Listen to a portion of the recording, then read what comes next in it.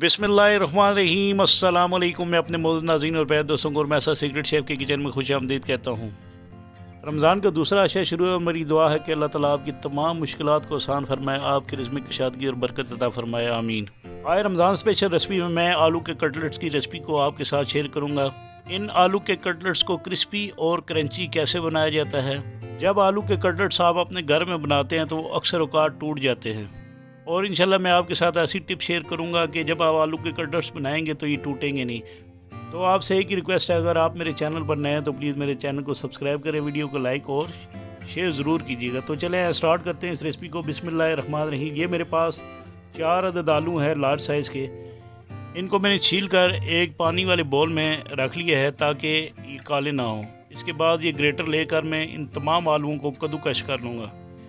जब इन कटलेट्स को इंशाल्लाह आप अपने घर में बनाएंगे तो ये बहुत ही मज़ेदार, क्रिस्पी और क्रंची इंशाल्लाह कटलेट्स बनेंगे। आप ये कटलेट बच्चों को लंच बॉक्स में भी दे सकते हैं। और इसके बाद आपने इसके अंदर 2 गिलास के बराबर पानी डालना है और आपने इन आलूओं को अच्छे तरीके से वॉश करना है ताकि ये बिल्कुल इनके अंदर जो स्टार्च है वो निकल जाए। तो ये देखें, मैंने इन आलूओं को अच्छे तरीके से वॉश कर लिया है और ये इस तरह आलू जो हैं कद्दूकश किए हुए नज़र आएंगे। इसके बाद मैं इन तमाम आलूओं को इस तरह हाथ से स्क्वीज़ कर लूँगा, यानी जो इनके अंदर पानी है उनको मैं निकाल लूँगा। दोनों हाथों के दरमियान ये आलू कद्दूकश किए हुए आलू रख कर इनको मैं इस तरह स्क्वीज़ करके इसके अंदर से पानी निकाल लूँगा।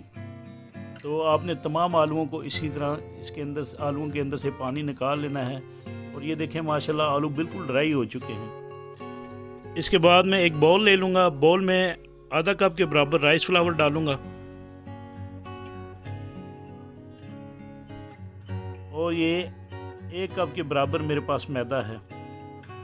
ये डालकर इसके अंदर मैं बाइंडिंग के लिए जो है, और इसके बाद मैं इसके अंदर धड़ा मिर्च तकरीबन आधा खाने के चम्मच के बराबर और काली मिर्चों का पाउडर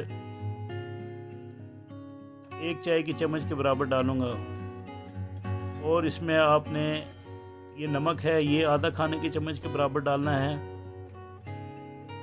और ये लहसुन पाउडर है, ये आपने 1 चाय की चम्मच के बराबर डालने हैं। और आप इसमें फ्रेश गार्लिक का भी इस्तेमाल कर सकते हैं। तो ये गरम मसाला है, ये आधा चाय की चम्मच के बराबर मैं इसमें डालूंगा। आप चाहें तो इसमें थोड़ा सा चिकन पाउडर आधा खाने के चम्मच के बराबर भी डाल सकते हैं। इसके बाद मैं इसको विस्क के साथ अच्छे तरीके से मिक्स कर लूँगा। क्योंकि ये बैटर थोड़ा सा थिक होगा तो मैं इसमें थोड़ा सा पानी जो है वो ऐड करूँगा। तो आपने इसको अच्छे तरीके से मिक्स करके इसके अंदर आपने पानी जो है तकरीबन आधा कप के बराबर अभी डालना है।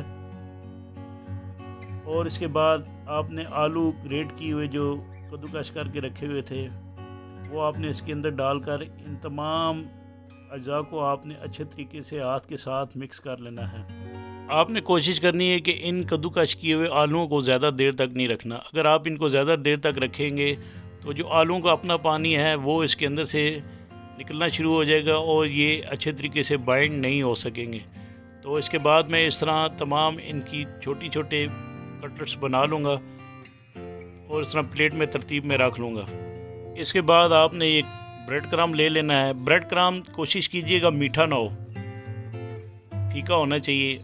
और इस तरह आपने ये तमाम कटलेट्स जो है हाथ से प्रेस करके इसके इस तरह रोंडल बना लेने हैं।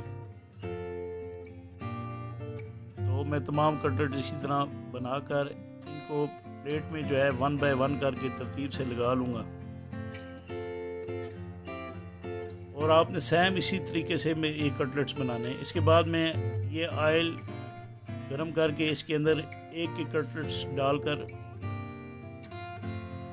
तमाम कटलेट्स को फ्राई कर लूँगा। आपने ऑयल की जो हीट है लो मीडियम हाई हीट रखनी है और आपने इनको दोनों साइड से 5 मिनट तक फ्राई करना है। तो आपने तमाम कटलेट्स इसी तरह बनाने हैं। जब इनका कलर चेंज होना शुरू हो जाए यानी गोल्डन ब्राउन होना शुरू हो जाए तो आपने इनको ऑयल से निकाल लेना है। आपने ऑयल की हीट ज़्यादा नहीं रखनी, नहीं तो ये अंदर से कच्चे और बाहर से ब्राउन होंगे। तो इसके बाद मैं इनकी प्रेजेंटेशन कर लूँगा और इंशाल्लाह मुझे उम्मीद है कि मेरी ये बनाई हुई रेसिपी आपको ज़रूर पसंद आएगी और मुझे कमेंट्स बॉक्स पर इसके बारे में कमेंट्स ज़रूर दीजिएगा। इसके साथ ही मैं अपने मौजूद नाज़रीन और प्यारे दोस्तों से इजाज़त चाहता हूँ। अल्लाह ताला आपका आमीन नासिर।